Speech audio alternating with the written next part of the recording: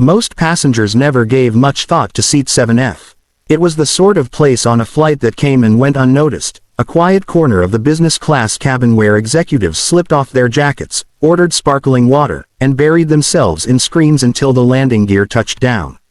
But that night, under the dim golden glow of the overhead lamps and the hush of engines humming at 30,000 feet, Seat 7F became the stage for something no one on board would forget. She didn't belong there, not really. The woman in the neat apron was not a trained stewardess, not part of the polished crew who moved with robotic grace up and down the aisles. She was filling in, a waitress borrowed from the airport lounge to cover a staffing shortage. It should have been a forgettable arrangement, an extra pair of hands, nothing more.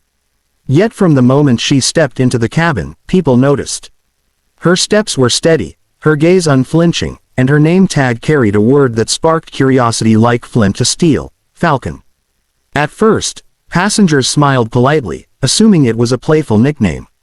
But for the two men seated near the emergency exit, uniforms pressed and shoulders squared, the word struck like a gong. They were F-22 pilots, ferrying home on a rare break, and to them Falcon wasn't a word tossed around lightly. Falcon was a legend, a call sign whispered in hangars and simulator rooms, tied to a pilot whose maneuvers were so sharp, so instinctive, that students swore she could hear the sky breathe. Falcon had disappeared years ago, swallowed by rumor and secrecy. And now, impossibly, the name was pinned to the chest of a quiet woman pouring coffee at 30,000 feet. One of the pilots leaned toward the other, his brow furrowed. "Did you see that?" he murmured. The other gave a sharp nod, eyes never leaving her. "Impossible." The waitress carried on, seemingly unaware of the storm brewing behind their watchful stares. She smiled as she filled cups, steadied herself against the gentle sway of the plane, and crouched briefly to meet the eyes of a little girl whose legs swung impatiently from her seat. To most, it looked like nothing more than kindness in motion. But to the two men who knew the weight of a call sign, it looked like a ghost walking. The hum of conversation dulled as more passengers sensed something unusual, though they couldn't say why. The woman in seat 7F didn't speak much, but silence clung to her in a way that demanded attention. Even the businessman in first class, Daniel Cross, the CEO whose decisions shaped entire industries, looked up from his tablet when she passed, his daughter tugging at his sleeve to whisper, "Daddy, she feels different." And though no one knew it yet, this flight would not end like any other. Seat 7F had become a doorway, and the name Falcon had just unlocked it. Daniel Cross had grown accustomed to blending flights into the blur of his calendar. Meetings in London, negotiations in Singapore, product launches in San Francisco, it all dissolved into the same dimly lit cabins and the soft weight of exhaustion pressing into his shoulders.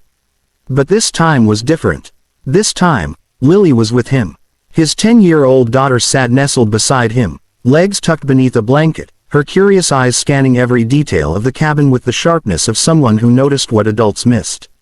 When the waitress, Falcon, her tag announced, stopped to pour apple juice into Lily's plastic cup, Daniel felt his daughter stiffen with the kind of alertness she usually saved for new discoveries. Lily tilted her head, studying the woman as if she were a puzzle. There was nothing remarkable on the surface. The apron was plain, the posture polite, the smile brief. Yet Lily's gaze clung to her with quiet conviction, and then, in the hush between words, she leaned close to her father and whispered, "Daddy, can she start forever?" The phrase caught him off guard. Daniel looked down at her, his brow creasing. "Start what, sweetheart?" "Forever," she said simply, as if it were the most obvious thing in the world. "She feels like someone who should stay. Not just for today, for always." Daniel chuckled, though the sound was softer than usual. He glanced at the waitress, who was already moving down the aisle, unaware of the weight her presence had left behind. There was nothing outwardly special about her, and yet, Lily had always had a gift for sensing truths he couldn't see. It was one of the many reasons Daniel tried so hard to shield her from the cold edges of his world. She noticed too much. She felt too much. The waitress turned back briefly to collect an empty glass, and in that moment her eyes flickered toward them.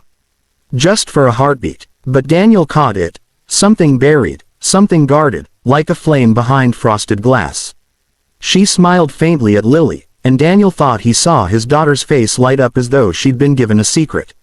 From the corner of his vision, Daniel noticed the two uniformed pilots watching the exchange with an intensity that didn't fit the casual setting of a commercial flight. Their silence was heavier than words. He filed the detail away, the way CEOs did when instinct told them a situation had more layers than it seemed.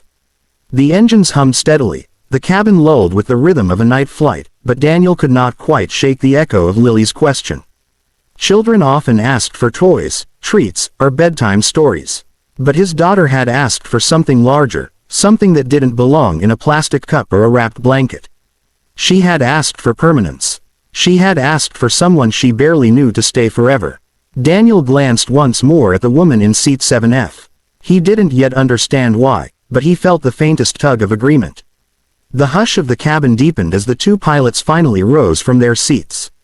They moved with the quiet authority of men used to commanding space without raising their voices, their boots heavy against the carpet as they stepped into the aisle. Daniel noticed them instantly. Years of boardrooms had taught him to read intent in the smallest gestures, and there was nothing casual in the way these men looked at the waitress. She was at the cart, sliding an empty cup into the trash, when their shadows fell across her.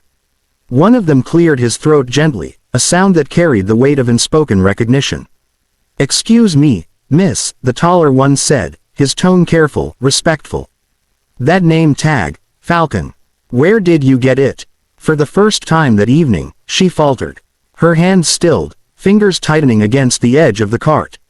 She turned slowly, eyes moving between their faces, then past them, scanning the cabin as though gauging whether the walls themselves were listening. Her lips parted, but no answer came right away. Daniel leaned forward in his seat, curiosity sharpening, while Lily sat upright, her small hands clutching her blanket. The silence stretched, until finally she spoke, her voice low enough that only those nearest could hear. "I didn't choose it," she said. "It was given to me. A long time ago." The shorter pilot exchanged a glance with his companion, disbelief flickering in his eyes. "It can't be," he murmured. "You're supposed to be gone," she finished for him, her tone steady now, though sorrow threaded through it. I tried to be." The taller pilot's jaw tightened. Falcon was a legend, the kind of pilot who made the sky itself bend. "They said you vanished after," he stopped himself. But the weight of the unfinished sentence hung between them. She looked down at her hands, then back at them, and for a moment Daniel thought he saw the glimmer of something vast behind her gaze. Memories of speed, of fire, of the roar of engines tearing through endless blue. "The sky takes as much as it gives," she said softly. "I walked away before it took everything." The cabin seemed smaller, quieter, as though every passenger had been pulled into the gravity of her words. Daniel realized then that Lily hadn't stopped watching her once. His daughter's eyes were shining, not with fear, but with certainty, the kind children carried before the world taught them to doubt. "Daddy," Lily whispered, her voice trembling with hope, "she's the one I meant. She should start forever." And this time Daniel didn't laugh it off. He looked at the woman in seat 7F, at the name Falcon glinting on her chest, at the pilots who had recognized her not as a waitress but as a force that once ruled the skies. Something in him shifted, an instinct beyond business, beyond reason. The woman exhaled slowly, as if letting go of years spent in hiding. She reached out, brushing a hand over Lily's hair with a tenderness that felt like an unspoken promise. Her smile was faint, fragile, but real. Maybe she would never return to the cockpit. Maybe the legend of Falcon belonged to the past. But here, on a midnight flight, with a child who believed in her and a father who understood the value of second chances, a new story had begun. Seat 7F would never be just a seat again. It was the place where a waitress became a name reborn, where a daughter chose a forever, and where the world was reminded that even the strongest legends sometimes land, not to end, but to begin anew.